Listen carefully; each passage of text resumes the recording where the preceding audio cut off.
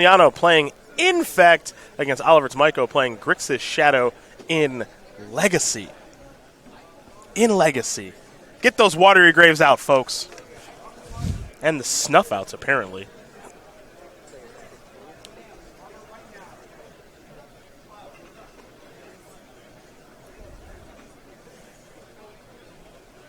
We ready? Oh, we ready. We're going. Infect, huh? Bet you Tom Ross is watching right now. If you are, hey, Tom. Miss you, buddy. We do miss you, man. It's Tropical Island. And that is a noble hierarch. Let's go back over to Oliver. Oliver's going to start by sacrificing a Pluto Delta. Show me Watery Grave. Yes. Down to 17. I love it. What's the follow-up going to be? Delver's Secrets. Now we're going over to Christopher Juliano. Juliano will draw a card.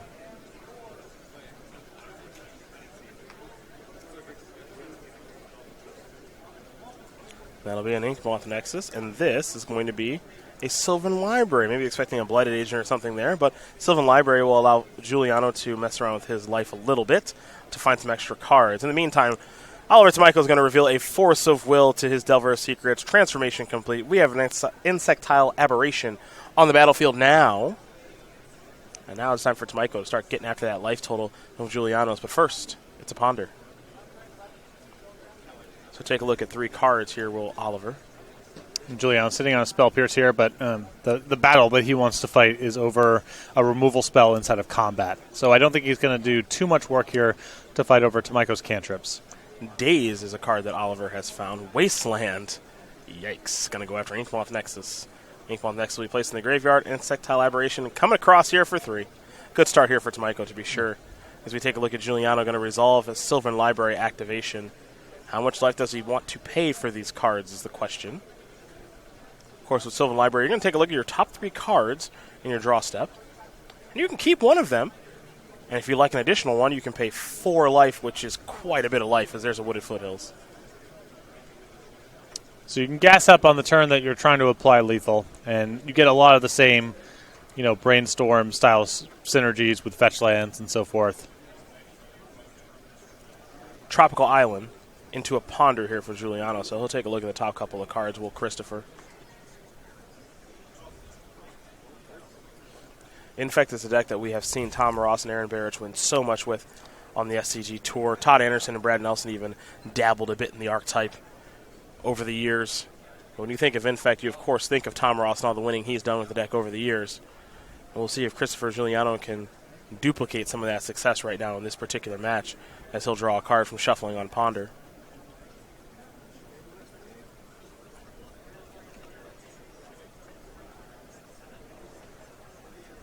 Is there a follow-up Infect creature? Looks like there's a Blighted Agent in hand right now, but it doesn't appear as though Juliano wants to play that and have the shields be down. Have the shields be down or play into a Daze. Which would also be bad. Yeah.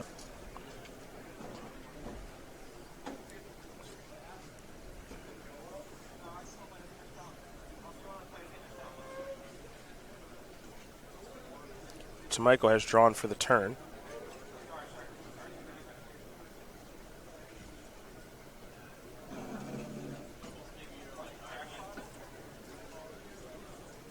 And now he will go digging through the deck here for another copy of Watery Grave. I love his deck. I really do. I really, really do.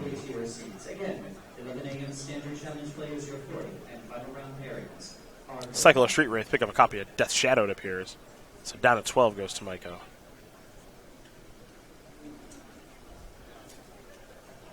Force of Will in hand among other options. You also see a copy of the Real Big Fish there. And Gurmag Angler. That's a 2 of in his main deck. The easy part, though, is attacking with that Insectile Aberration. There's your Death Shadow, just a 1-1 at this stage. But it doesn't take much for it to get bigger, as here's an end-of-turn Brainstorm. 3 cards on the way here for Juliano. 2 will be going back here in just a moment, as Oliver happily lets the powerful instant resolve. Yeah, if Juliano is brainstorming right now, that suggests to me that he plans on tapping out the next turn, that he won't have a mana to spare. normally you like to brainstorm on the main phase. Here's the Sylvan Library.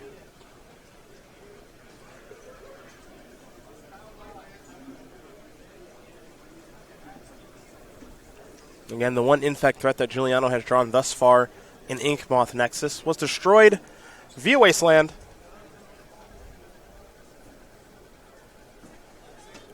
So he's got to find another one. And then maybe try to go for the kill, something that's not particularly difficult for Infect to do. Though Juliano a little unsure of himself right now.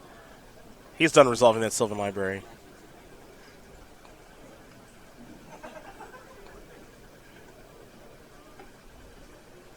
And it looks like a maybe Blighted Agent that Juliano wants to go towards. Just not sure how he wants to go towards it. So we do have an update for you there on our scoreboard. Matthew Voltz with Red-Black Aggro up a game there very quickly over Benjamin Ragan. Playing Grixis mid-range as here is a Force of Will on a Blighted Agent. Exiling Preordain. And Juliano appears to be fighting back with a Spell Pierce, which is going to work itself into a Daze, I believe. And there is Daze on Blighted Agent. Oliver Tomajko, very young, but pretty skilled at Legacy, it appears.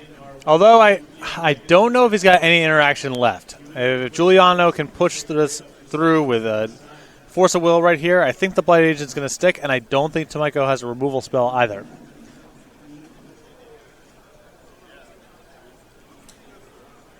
Well, Juliano, I think, has realized, look, I need this to resolve. What else? You know, this is what your deck does. It's this card. So Force of Will on the Daze is going to work. And now we head back over to Oliver. Stubborn Denial was the draw. Watergrave's going to come back down.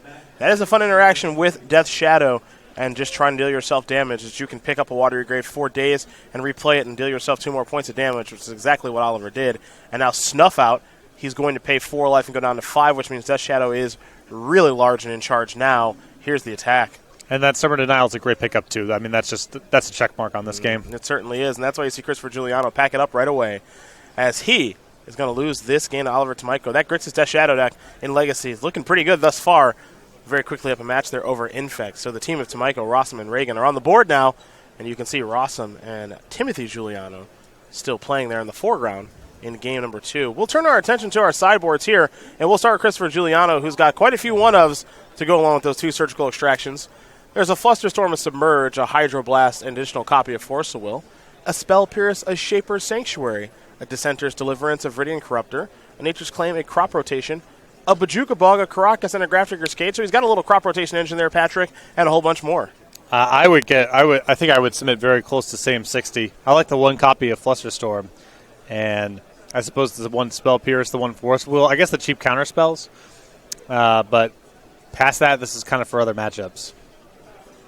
Yeah, all those one-ofs. I'm curious to see what he's going to do here. This is very much the Tom Ross school of thought, is that they got to try to play around a lot of different stuff. Mm-hmm. So I kind of like what's going on with the sideboard. And you can only sideboard so many cards out of your deck anyway, because you need to keep all your Infect creatures. You need to keep a lot of pump spells. So you want to be much more in a space of, I got 3 or 4 cards to bring in against everyone, rather than 8 cards for some people and 0 cards for others. We turn our attention to Oliver now, who's got 2 Bitter Blossoms, 2 Abrades, 2 Pyroblast, 2 Flusterstorm, 2 Surgical Extraction, 2 Liliana the Last Hope, a Toxic Deluge, a Diabolic Edict, and a Dark Blast. I mean, this sideboard is excellent for this matchup. I think the Pyroblast, the Flusterstorms, the Liliana the Last Hope, Toxic Deluge, Diabolic Edict, and Dark Blast are all major upgrades. I honestly don't even mind Bitter Blossom very much. Juliano, setting aside Blight Agent, it's not the easiest card for him to work through. And Tomajko's life total is a free roll here. He's got so many good cards to bring in. I'm not sure if he has room, but he's got 7 to 9 excellent cards to bring in. Well, those are the options there for both players. They're looking pretty good thus far, as you again still see Timothy Juliano and Jonathan Rosum in the foreground. It's a tough matchup there for Jonathan Rosum playing Jeskai Control against Mono Green Tron, and I'm sure we'll have an update on that match soon enough. But while we wait, let's talk about some merchandise there with SCG, and how you can get some cool stuff like some hoodies and some shirts and so much more, including some of our X4 binders and everything else that we do have at StarCityGames.com. As Oliver having a good chat there with Christopher Juliano. You can give the gift of SCG today with the Tarmo dice. The gift card, which I know you have one of those on you. I still got $41 burning a hole in my pocket. They did not take it at the craps table as payment.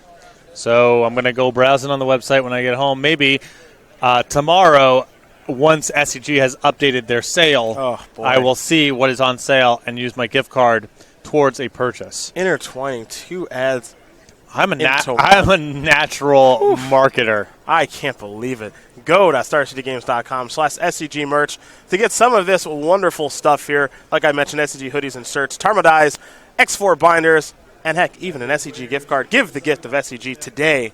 You can even try to give it at the craps table like Patrick did yesterday. They don't take it. They don't take it. This casino doesn't take it. Right. There may be others that do. Are you telling me my money's no good here? That's what they said. That's what they said, and I was appalled. Yeah. You missed out on the Yoel Isaac heater yesterday. I was around the perimeter for some of it. 5 points from Craps yesterday. He rolled for about 24 minutes. Yeah.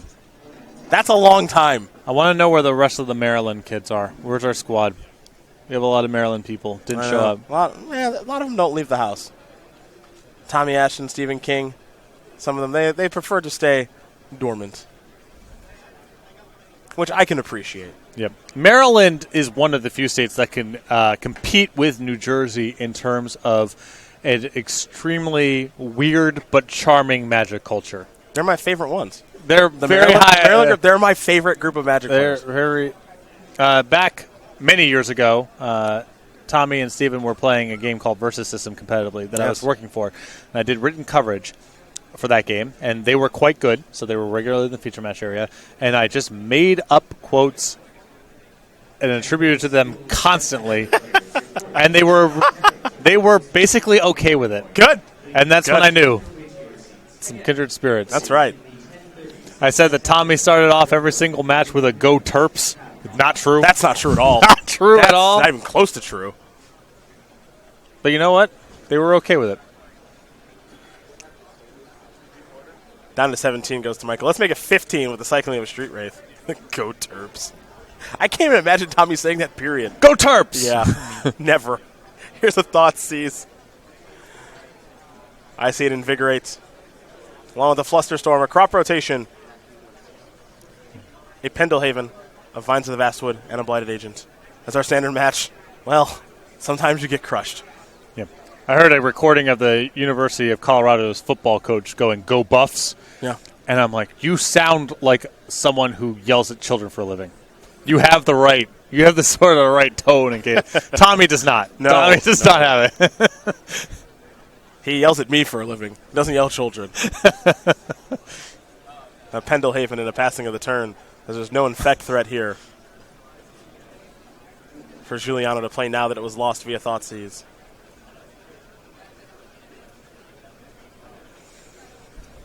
There's a Steam Vents untapped. Tomajko down to 11. It's not hard for this Death Shadow deck to get its life total low. I know it's, of course, pretty easy for the modern version to do. So it stands to reason that it'd be easy for the Legacy version, especially the cards like Snuff Out and Force of Will. Just not that tough. Snuff Out makes me pretty happy. Yeah, me too. I like that card. What's fun, hopefully, is that we get to see an Invigorate give someone 3 life that kills a Death Shadow. We can, fingers crossed. I'd be into that. Juliano's going to draw for the turn. His third turn of the game. There's Noble Hierarch, which is actually a threat in this matchup. Well, the other side of it is I think Juliano wants to be really judicious about doing any sort of combat damage to Tomajko because it can obviously fuel the Death Shadow. But yeah, Tomajko has to be mindful. I played, this is Modern, not Legacy, but I played 5-color Zoo with that dealt a lot of damage to itself against Infect and lost a match both games where I just got pumped out by Noble Hierarchs. It can happen. That is part of it. So I think Juliano doesn't want to just be tendering up normal attacks willy-nilly. But Tomajko has to be mindful that if he gets himself too low, he can die out of nowhere. Michael's going to sacrifice the Pluto Delta here. Invigorate, Berserk don't take much. No, it doesn't. Done. Watery Grave going to bring Tomajko down to 8. And now it might be Death Shadow time. First things first, let's get in here with Insectile Aberration. And now we will play the Death Shadow. Over to Christopher Juliano will go, who's got Invigorate in hand along with the Crop Rotation. This is a Brainstorm.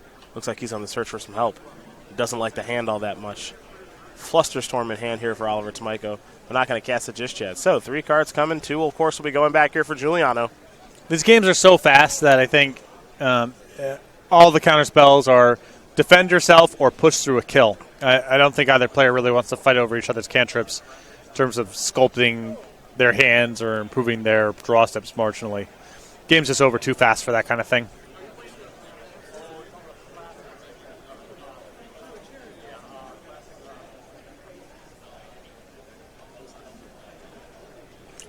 Well, looks like Juliano did not really find what he was looking for there with the Brainstorm. This will be an attack with the Death Shadow.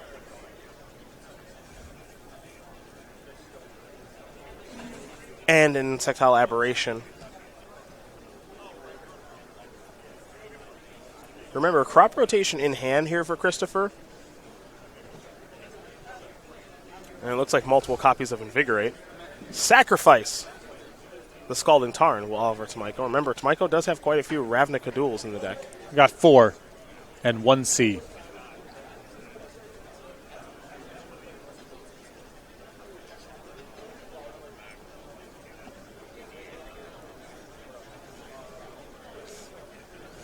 Christopher Juliano might be thinking about some Invigorate tricks here to try to kill this Death Shadow.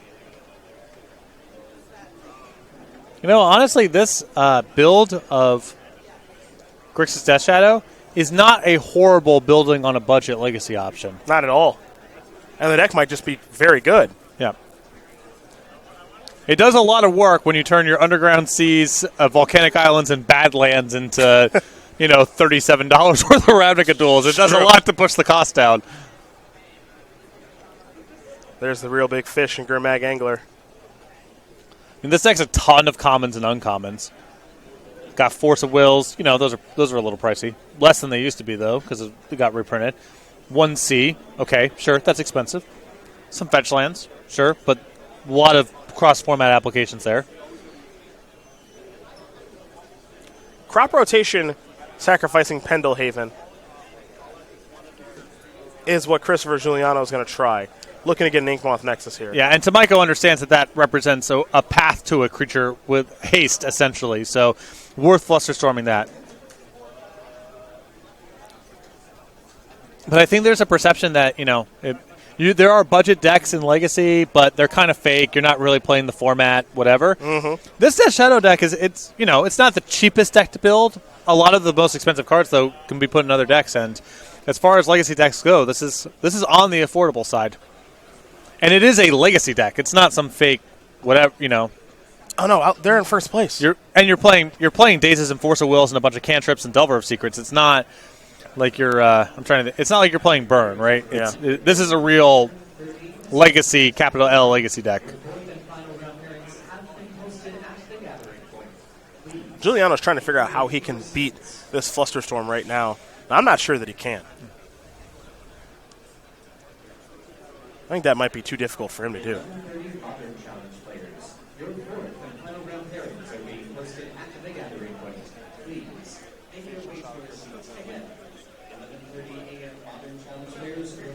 And it looks like he's having a conversation with Matthew Voltz right now, who's already won his match, about how do I get through this sticky situation? Because I'm not entirely sure what to do. Well, it doesn't seem realistic to fight over the Flusterstorm. You've got, looks like 3 copies of it on top of the Crop Rotation. Mm-hmm.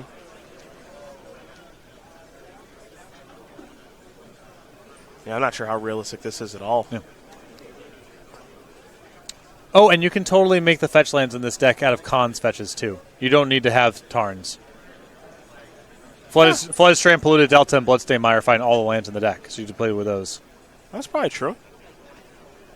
Juliano might be thinking Daze? Okay.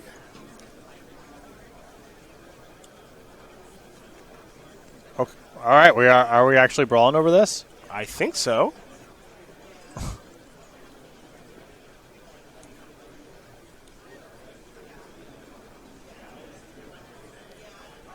At least he's going to try. Is this a Flusterstorm battle? Yeah. The most confusing battle in Magic. Yeah, these are messy.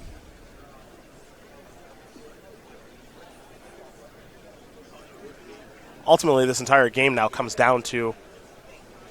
Well, you need to get to fight over the 2 Flusterstorms here. You need to get the storm count up to 6, right? Because you need to target each Flusterstorm with 3 copies of your own. Because if you split 2 and X, Tomajko can say, okay, the one with X on it, if it's 3 or more, let that one go and pay for the Flusterstorm with 2 on top. So my read of the situation is Juliano needs to come up with a storm count of 5 to make each copy of Flusterstorm require 3. He can play an Invigorate for 0 just to get a spell on the stack. He needs to do that.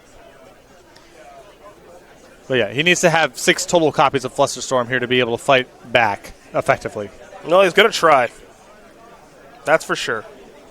We'll see if it works. But it looks like Tomajko actually has a copy of Flusterstorm in hand, another copy of Flusterstorm in hand. So we're getting this weird little battle here. I think I'm just going to... No, it's much easier from Tomajko's side. He can just cast it because Juliano has no mana available. Mm-hmm. It's more complicated from Juliano's side because Tomajko has 2 up, so he needs to make each copy of Flusterstorm unpayable, which requires 3. But come against the draw.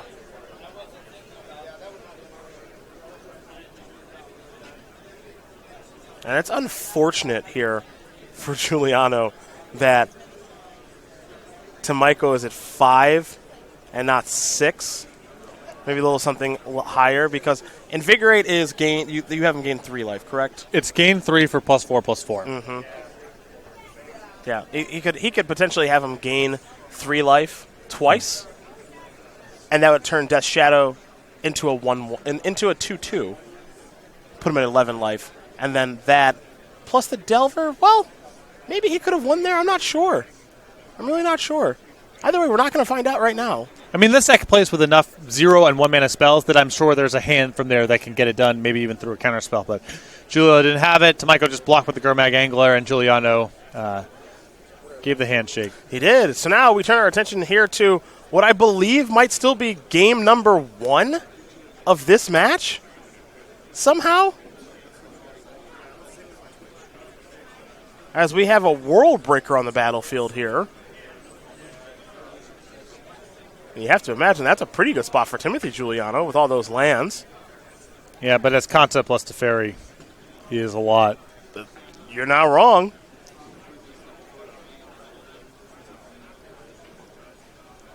These players have a lot of cards in their graveyard. Here's a Chromatic Star. Please confirm that this is game 1. Chromatic Star will draw a card.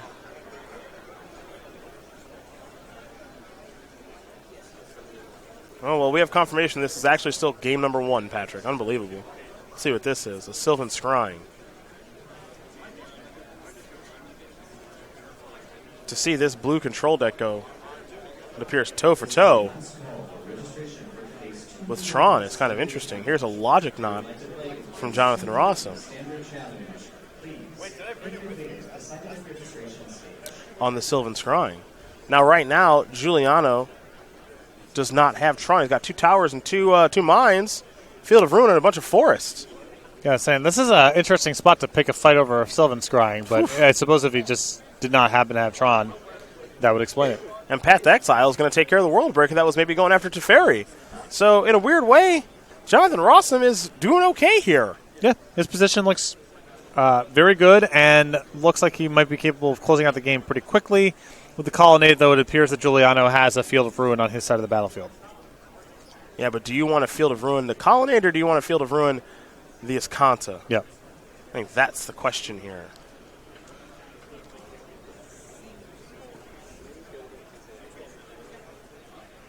And it looks like Timothy's going to pass the turn back, and now it'll be a little 3-headed giant for both sides, as we're going to head back over to Jonathan Rosum, who's got a Lightning Helix in hand. Looks like maybe another copy of Logic Knot 2, and now maybe another Snapcaster Mage.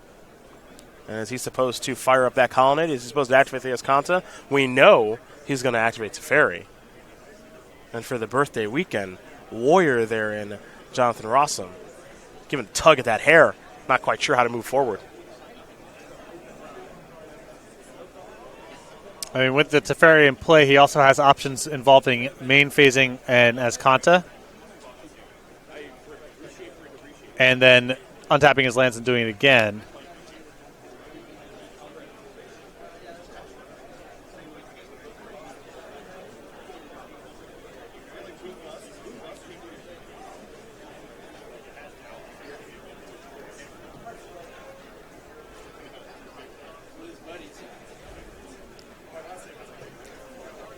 It's like Rosum asking the judge about some Teferi-related interaction.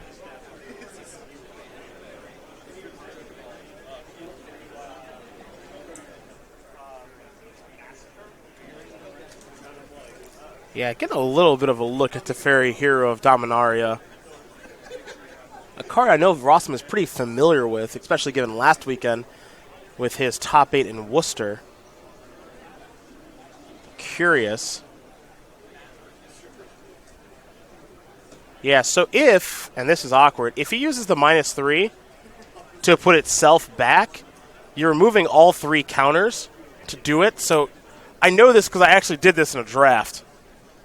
And it didn't work the way that I wanted. I think dies to state base effects. Correct. It's not there. You know, and I think that's what Rosum just did. And that must mean Rosum doesn't have very many cards left in his deck or something? I'm not entirely sure.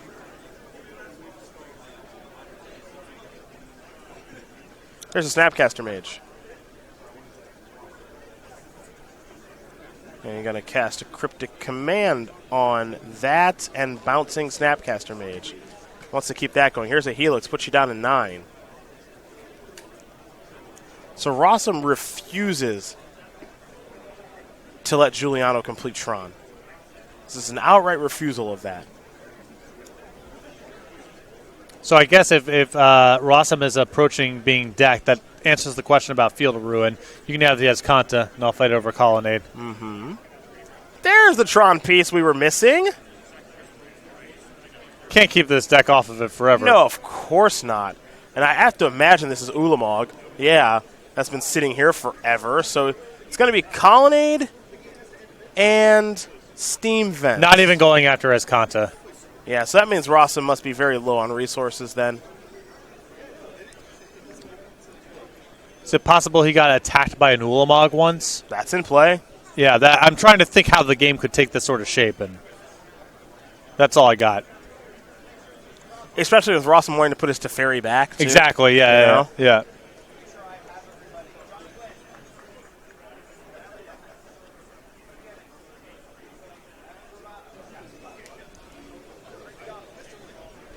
That just must be what it was.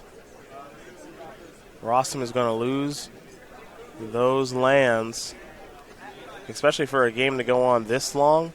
Game 1, Tron versus Jeskai Control, in a game where generally mono-green Tron is heavily favored. There's a Path to Exile. No land to search up. This is a Snapcaster Mage. Rossum's trying to steal it. Bolt you.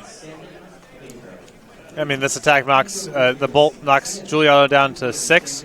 Snapcaster deck knocks him down to 4. But Rosum maybe doesn't have enough. Yeah. Yeah, he knows he's going to get decked. Okay. Wow. So, Timothy Juliano is going to win game number 1 here over Jonathan Rosum. Mono Green Tron and Just Got Control. They played a very, very, very long one. But ultimately, it was Timothy Juliano able to steal that game.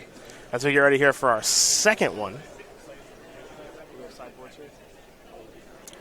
We will read off these sideboards here for you. We're not able to bring them up, unfortunately, on our screen. But I can tell you that Jonathan Rosum has 2 Ceremonious Rejection, 2 Dispel, 2 Celestial Purge, 2 Vendilion Click, an Engineer Explosives to negate, a Stony Silence, a Wear Terror, Baneslayer Angel, a Lyra Dawnbringer, and an Elspeth Sun's Champion. Some good options. I would bring in the 2 copies of Ceremonious Rejection, the 2 copies of Vendilion Click.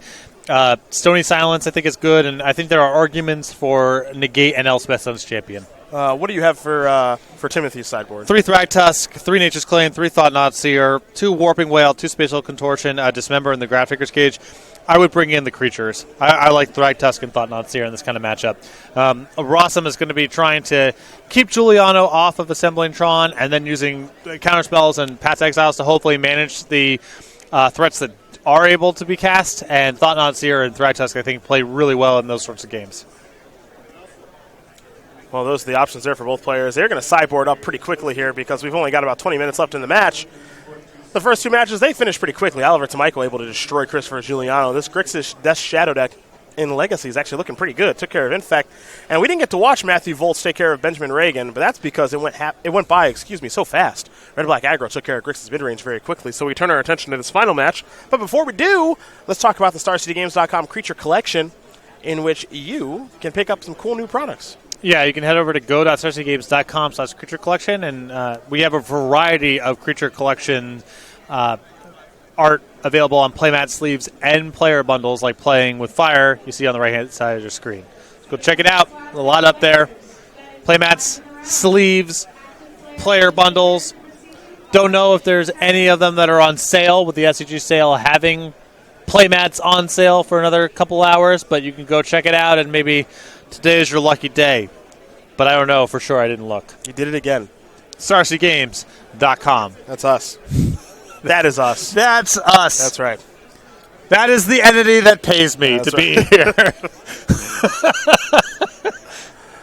Getting ready here for game number 2 in just a moment between Timothy Juliano and Jonathan Rosum. The team of Tomajko, Rosum, and Benjamin Ragan. They're currently in first place and have been near the top of the standings all weekend long.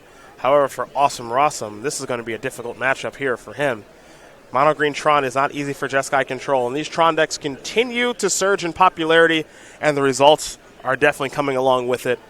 They had a heck of a weekend at Grand Prix Las Vegas, did very well in other Grand Prix around that time too, and now we're starting to see the results start to shape up here on the SCG Tour. Mm-hmm.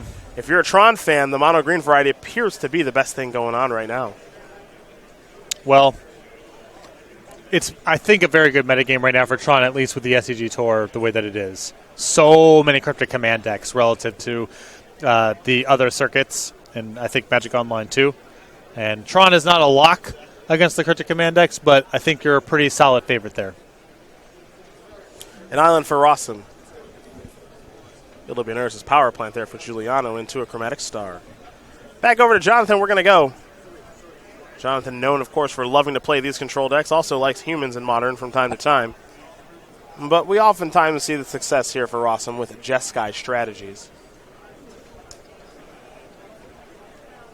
Ursa's power plant will be using that mana to cash in a Chromatic Star. That's Nation's Stirrings. And that's good to go. So just a couple of cards here for Timothy Juliano, and he has found the Tower of Power. 2/3 of the way there is Timothy Juliano. He'll play the Tower of Power potentially, and I already see the mine in hand. Past the turn. It's all rolled up. It's not a hard game.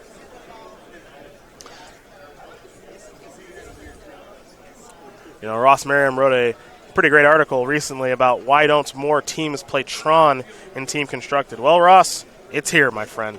It's here. 2 of them in day number 2 of competition. 2 of 27 players. And this player here, Timothy Juliano, looks to be doing pretty well, though a Field of Ruin's going to break some things up. That'll be activated in the draw step, going to go after the power plant. Now, the nice thing about this Mono Green Tron deck, in years past, these Tron decks only played about 1 basic. This one plays 5. Yep. So Field of Ruin and Ghost Quarter, it can work through those pretty easy. Nothing crazy going on there. No Stinky Grove of the Wormwills. And I think it's really important now to have more basics in your Tron deck because of Field of Ruin. You just get taxed way more when it's people have Path to Exile and maybe a deck here or there has Ghost Quarter. Play 1, play 2, it doesn't really come up that you run out. I think now the way that Modern is, with Field of Ruin being so prevalent, you feel it. All the extra basics that you can add are really valuable. Here's Nation Stirrings from Timothy Juliano, looking at a couple of cards here. Might be thinking about taking Karn Liberated.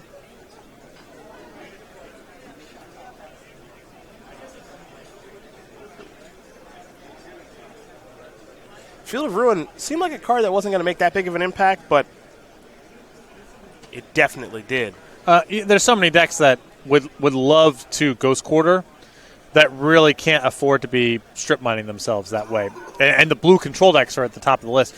Some of those decks have even played Tectonic Edge over the years as a way to, get a little bit of that experience at without giving up too much in the way of card economy. But Field of Ruin is so much better for that style deck.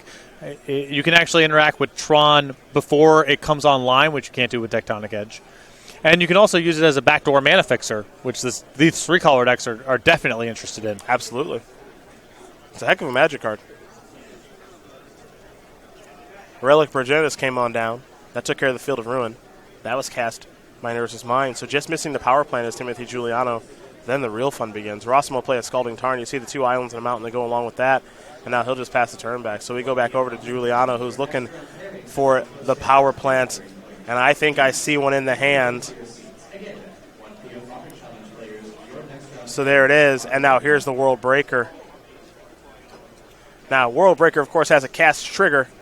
And that cast trigger is going to be targeting a land. It's going to blow up an island. Here's 3 mana. Again, World Breaker has not resolved just yet. Rosum's got to do something about this because lands are his most valuable resource right now.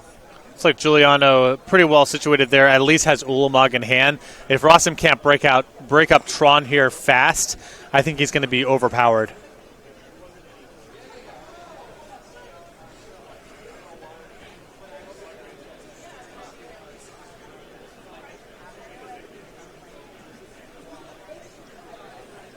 All right, there goes the island.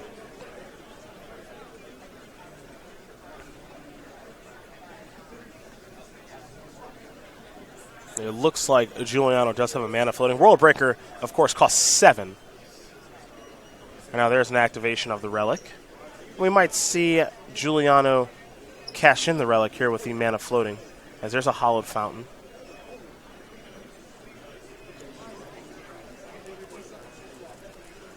And a little bit of mana being tapped here by Rosum.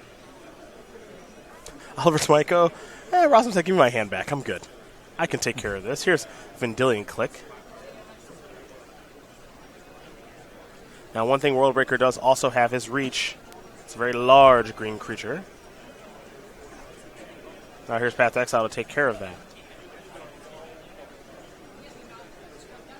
So it looks like Juliano's going to search it before us, and that means 1 mana away from playing Ulamog to potentially end the game.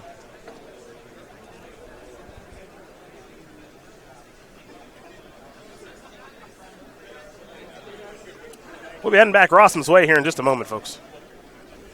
Vendilion Click there. You see his hand of Ulamog, Wormcoil Engine, Thrag Tusk, Thought Knot Seer. It's a tough hand to poke a hole in. Yeah. Really redundant on threats.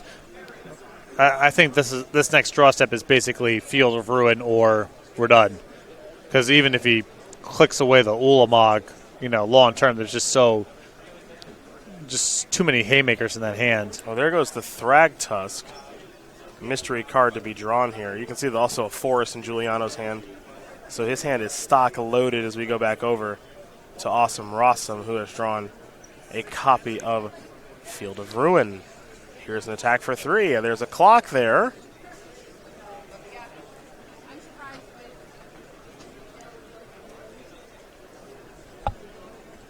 It'll be in the draw step, most likely. We see the Field of Ruin get activated. Yep.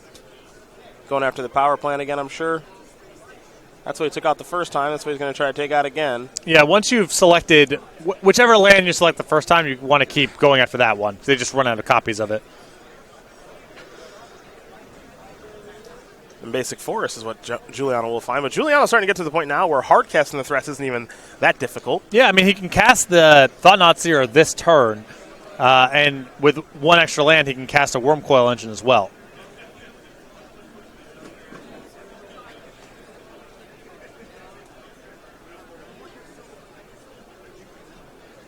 Here's an activation of the Relic.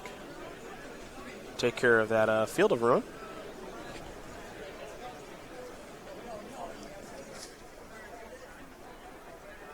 And now the teammates there, Christopher Juliano and Matthew Voltz, looking to help out. There's a basic forest. This will be 4 mana. This is a Thought Knot. Ceremonious Rejection will take care of that.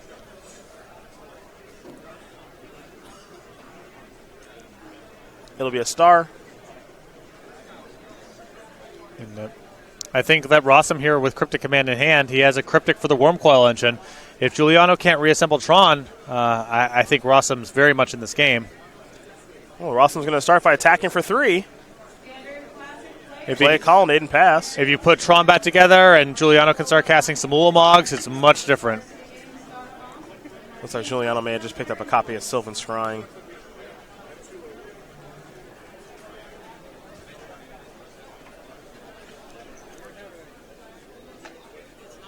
Got to cash in the star first to draw a card. I think he may have picked up another copy of Sylvan Scrying.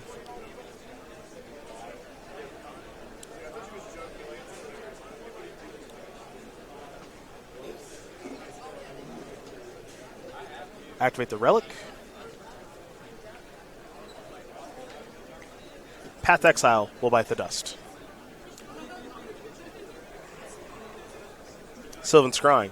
Not a card Rosum can really let resolve. Yeah, he's got it. It stings to fight over something this small, but once the Tron's reassembled, then he's casting Eldrazi with cast triggers, and your counterspells aren't worth a whole lot.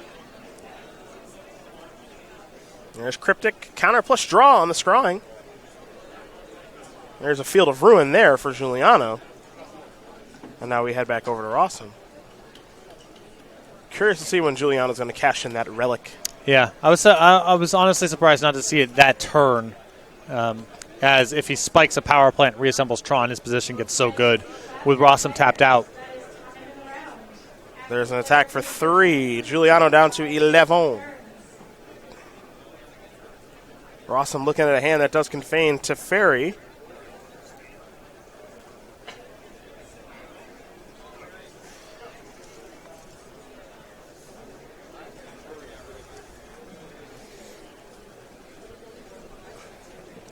We'll see what Jonathan wants to do here.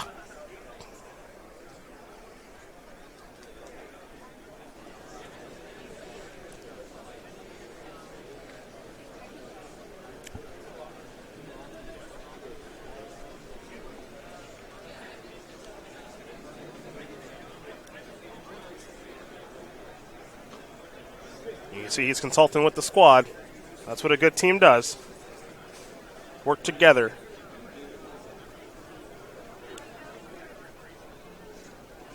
That's another Field of Ruin. Man. Rosum has had no problem finding those.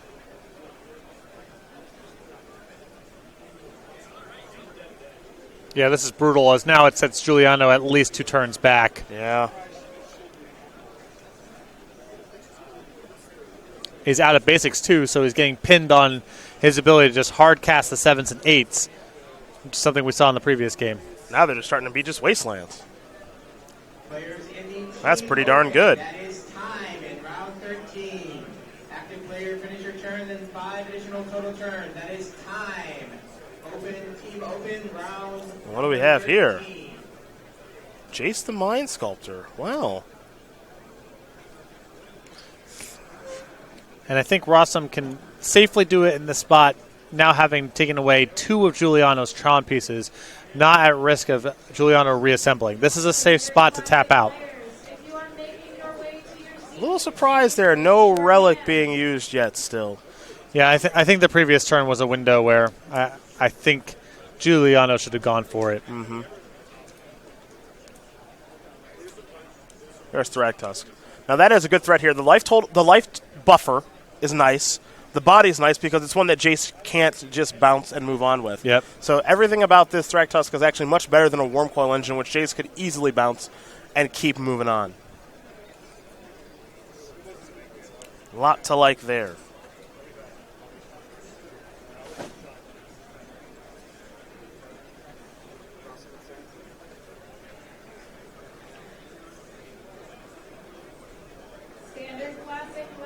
Looks like it might be time for Teferi, though. And it is.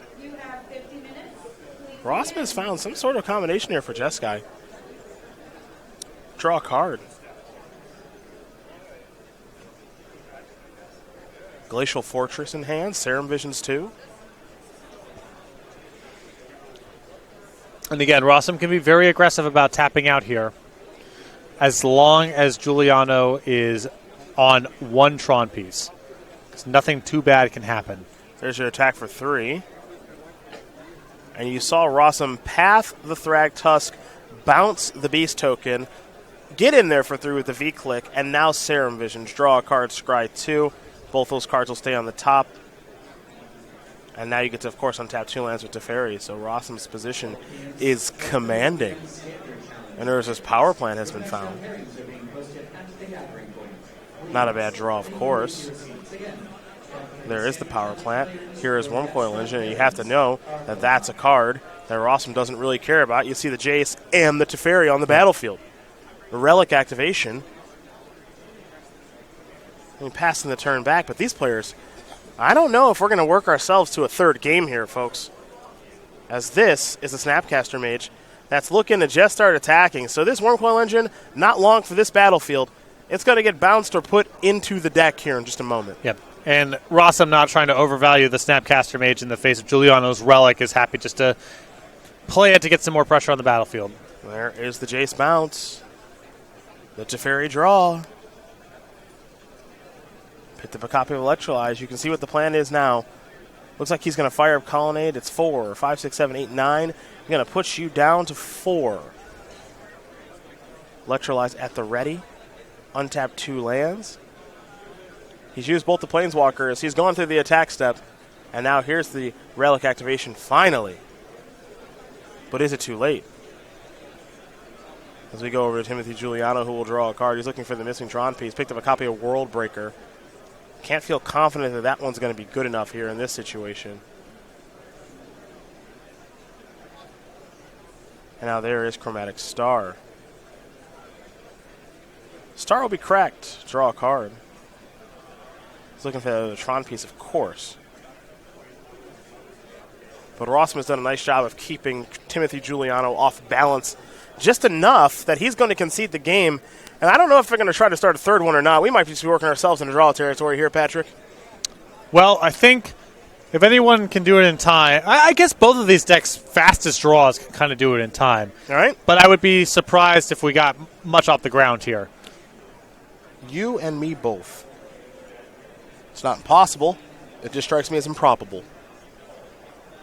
I think they will shuffle and potentially present. Yeah, they've already presented. So you see the game plan here is pretty evident. We're going to try to finish if we can.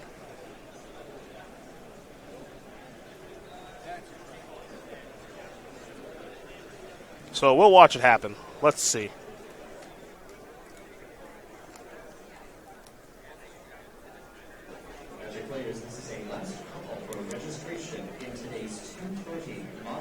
Game number 3 about to be underway here between Juliano and Rosum. As you mentioned, one of these decks can do it. I think both can. You don't think the fastest Tron draws, if undisrupted? No, the fastest Tron draw can. The fastest Jeskai draw with how he sideboarded with less burn spells, I can't imagine. Yeah, I guess you would have to have a bunch of Helixes and Bolts in your deck, and then that isn't the case. Yeah. They'll try, and we'll watch them try.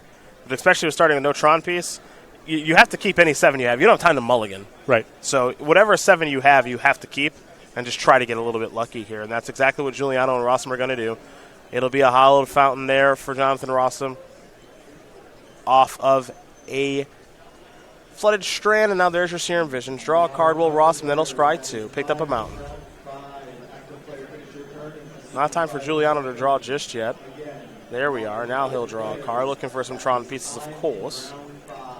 Crack it. Draw a card. Is there a Stirrings in our future? Well, that tells the story right there if his second land's Field of Ruin. There's a scrying. It's a slow build to Tron this game for for Timothy Juliano. Clock under a minute now. And Rosum will just play a Flooded Strand and pass the turn. Sylvan Scrying done resolving, of course. We'll see Juliano draw a card here. There's his first Tron Priest and Urza's Power Plant. A Chromatic Sphere will not be fought over. So that'll get cashed in here for a green mana. New card coming. Sylvan Scrying was found. We'll see if Rosum wants to counter it. Logic Knot is exactly what he'll use to counter it. Going to get his team vents there. We're about to be under 20 seconds here, folks. Getting prepared to call turns here in this match. As the Logic Knot will delve away a Flooded Strand or two. And looks like it'll just be one to solve the problem. We'll go back over to Jonathan Rosum now. He'll draw a card. It's a copy of Snapcaster Mage. Field of Ruin is the play. And that'll be turns in the game. So it looks like turn 0 will be Christopher Juliano. I think they might play a handful of... They might play out these couple of turns, but... It's literally impossible. Neither player is going to be able to win, so we'll just bring it back to the booth here, and it looks like it's going to be a draw as they do shake hands. So, a fun one to watch between the two teams, but not able to get it done. We'll